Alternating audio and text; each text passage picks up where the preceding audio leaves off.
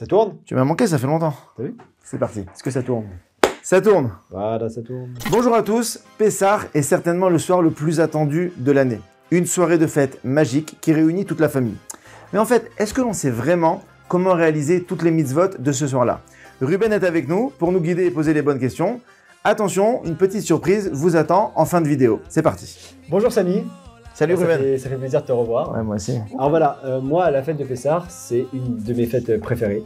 Mais j'avoue que je me perds un petit peu dans les certaines mitzvot de ce soir-là. Par exemple, les 4 coupes de vin. Si je les termine toutes, je termine sous la table. Voilà. Je comprends Ruben. Écoute, on va essayer de préciser un petit peu les choses. Alors tout d'abord, on n'est pas obligé de boire que du vin. On peut mélanger avec du jus de raisin ou même boire que du jus de raisin, par exemple pour les enfants. Donc ça, c'est la première précision. La deuxième, c'est que la quantité de vin ou de jus de raisin à boire est d'environ 85 ml. C'est pas énorme. C'est donc recommandé en fait d'acheter des petits verres qui contiennent juste un petit peu plus. Comme ça, on peut les finir entièrement sans trop de problèmes. C'est assez facile. Et enfin, ce qu'il faut retenir aussi, c'est que même si on n'a pas réussi à terminer tout le verre, du moment qu'on a bu la quantité minimale de 85 ml, on s'est acquitté de la mitzvah. Ah bah ok, super. Bah déjà, c'est beaucoup plus clair. Et d'ailleurs, on doit les boire accoudés les 4. C'est ça? Exactement. Alors, je t'explique. On doit boire ces coupes de vin accoudées sur le côté gauche. Ne pas se tromper. Okay. En fait, l'origine de ça, en fait, c'est qu'à l'époque, les princes et les nobles mangeaient et buvaient carrément presque allongés sur des fauteuils. C'est une conduite princière. Et donc, nous aussi, le soir du Seder, on adopte une conduite princière en souvenir de la sortie d'Égypte qui était un événement quand même assez grand. Ça, c'est le premier point. Le deuxième point, c'est qu'il faut s'appuyer sur quelque chose et pas dans le vide ou se mettre sur son coude. Il faut s'appuyer sur un coussin ou quelque chose. Et enfin, quand on s'accoude, il faut s'accouder carrément à presque au moins 45 degrés, donc être assez incliné. Ah ouais, d'accord, mais c'est carrément... Tu vois, en plus, moi, je me rappelle que je suis toujours dans le vide. Ouais, alors pas dans le vide, sur quelque chose. Mais 45 degrés, c'est carrément affalé, non? Ouais, sur l'autre côté. Ah ouais. À gauche. Attends, et aussi, il n'y a pas que pour les verres de vin qu'on s'accoude, il y a aussi pour la matzah, Matzah. il y a pour le korer, le sandwich, Ouais, le sandwich. et la ficomène. La matzah avec le maror et la ficomène. Voilà. Alors, exactement. Par contre, il ne faut pas s'accouder lorsque l'on mange le maror. Le maror qui est un petit peu amer, il vient rappeler l'amertume de l'esclavage et donc la conduite princière qui est représentée par le fait de s'accouder n'est pas adaptée à ce moment-là. Mais dis-moi Ruben, tu me surprends un peu en fait parce que je m'attendais à ce que tu me poses la question, quelle quantité de matzah il faut qu'on mange ce soir-là? C'est la question que tout le monde se pose. Alors, je ne te l'ai pas posé parce que je sais la réponse. Donc, il faut manger 20 grammes et si possible, 30. Alors là, tu m'impressionnes Ruben, effectivement. À chaque fois qu'on doit manger... Non. Plus que des notions.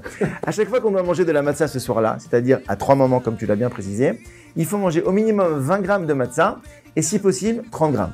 Pour les personnes âgées ou quelqu'un qui serait malade, on peut se contenter d'une quinzaine de grammes.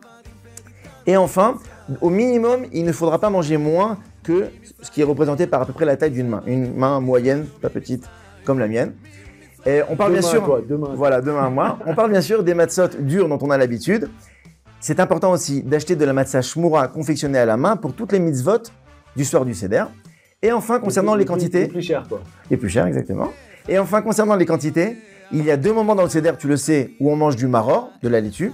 À ces 2 moments-là, il faudra manger environ 30 grammes de maror. Ok, bah écoute, là déjà c'est très clair. Maintenant, on passe aux détails de la soirée. Okay. Alors, j'ai remarqué qu'on faisait plein de trucs hyper bizarres, comme par exemple, on cache la ficomane. Je sais pas pourquoi. Après, on doit le manger à la fin du repas et on doit rien manger après. Bon, Ruben, tu connais plein de choses. Laisse-moi te donner quelques petites explications. Après la ficomène que l'on mange en fin de repas, effectivement, on n'a pas le droit de manger autre chose pour en garder le goût dans la bouche. On a le droit de boire. Mais laisse-moi te donner un petit peu quelques explications sur cette soirée. Le soir de Pessah, il y a en fait 2 mitzvot de la Torah. Manger de la matzah et raconter la Haggadah aux enfants, s'il n'y a pas d'enfants, à tous ceux qui sont présents. Le Gaon de Vigna, qui est un de nos plus grands maîtres que tu dois connaître, a recensé 64 autres mitzvot d'ordre rabbinique. Par exemple, les 4 coupes de vin, tremper le maror dans le charoset, couper la matzah en 2. Toutes ces mitzvot-là sont des mitzvot d'ordre rabbinique. Et leur but, en fait, il est double. Il y a 2 explications à ces mitzvot-là. Il y en a certaines qui ont été instaurées pour rappeler la sortie d'Égypte. Par exemple, les 4 coupes de vin, c'est pour rappeler l'ivresse de la délivrance quand on est sorti d'Égypte. La matzah que l'on coupe en 2, c'est pour avoir un pain de pauvre, parce qu'on était pauvre quand on était esclave.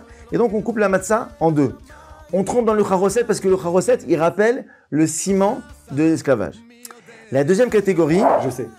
Je savais. C'est pour attirer l'attention des enfants. Voilà, t'es Pour au pas qu'ils top. s'endorment. Prochaine vidéo, tu prends ma place. Oui, voilà, non, mais je sais, mais donne-moi ta veste. Allez. Deuxième catégorie, c'est toutes les mitzvot que nos sages ont instaurées pour attirer l'attention des enfants. C'est tellement important de raconter la sortie d'Égypte à nos enfants ce soir-là. C'est un des fondements de l'éducation dans le judaïsme, que nos sages ont instauré toute une espèce de mise en scène, comme par exemple le fait de cacher la ficomane et ensuite les enfants doivent le rechercher pour garder leur attention. Le fait, on leur donne des bonbons en début de soirée, alors qu'on n'a pas trop l'habitude de faire ça en général. On enlève le plateau au début du repas, on sert une coupe de vin qu'on ne boit pas, tout ça, c'est pour retenir l'attention des enfants jusqu'à la fin de la soirée. Écoute Samy, alors je suis d'accord qu'il faut insister sur l'importance de raconter la Haggadah pendant le Seder. Ouais, très important. Mais quand on est 30 personnes, un minimum, Je vois. comment on fait? Parce que on s'entend pas déjà, et l'autre qui parle et la belle-mère. C'est pas toujours facile. Alors écoute, Est-ce qu'on peut la sortir? Non mais je demande comme ça, pour le bien-être du la déroulement. belle-mère fait partie de la mitzvah, il faut la garder avec toi au Seder, Ruben. Ah, je Alors savais. écoute, pour pouvoir passer un Seder dans de bonnes conditions, je vais essayer de te donner un ou deux conseils pratiques parce que c'est vrai qu'on est parfois entraîné dans des discussions futiles avec, tu sais, un oncle éloigné qu'on n'a pas vu depuis longtemps, qu'on aime beaucoup, mais c'est pas vraiment le moment ce soir-là de parler d'autre chose. D'ailleurs, pendant toute la lecture de la Haggadah, c'est interdit de parler de sujets futiles Ah ouais. qui n'ont rien à voir avec la Haggadah. Alors, je vais essayer de donner 2-3 petits conseils C'est interdit. pratiques. C'est interdit pendant la lecture de la Haggadah. Incroyable. Un ou deux conseils pratiques.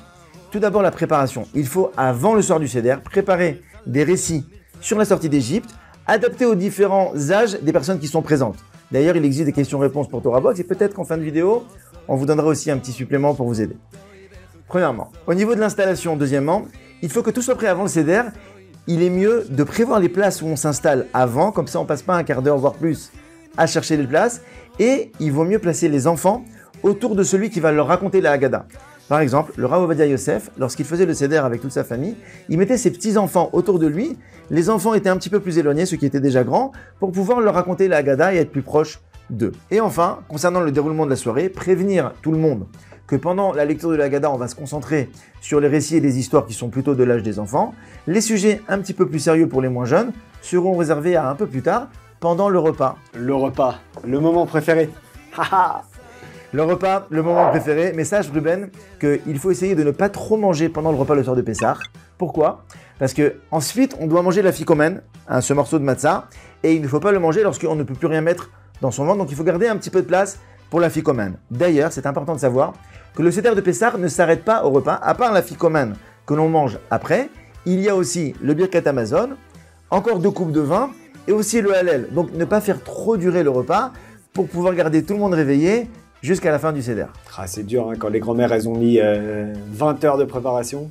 Les grand-mères, les belles-mères, je vois que tu as beaucoup de... Les grands-pères ils font rien. Ok, bah écoute, merci beaucoup pour toutes ces précisions. Avec plaisir. Et donc, si je résume, nos sages ont instauré une série de mitzvot le soir du Seder qui sont comme une mise en scène autour de 2 mitzvot de la Torah qui sont manger de la matzah Ouais, et raconter la sortie d'Égypte. exactement. Voilà. Est-ce que tu peux nous faire participer, partager 2 petites Deux petits récits, quelques deux anecdotes. petites, voilà, pour nous Ouais. faire kiffer, juste pour nous faire kiffer. Pour toi, avec plaisir. Tu sais quoi? Je vais même faire mieux que ça. Je vous ai promis une surprise en début de vidéo. Ah, La surprise, la voilà. En fait, je vous ai c'est un préparé voyage à Dubaï, un petit document PDF avec des questions sur la sortie d'Égypte. c'est encore mieux.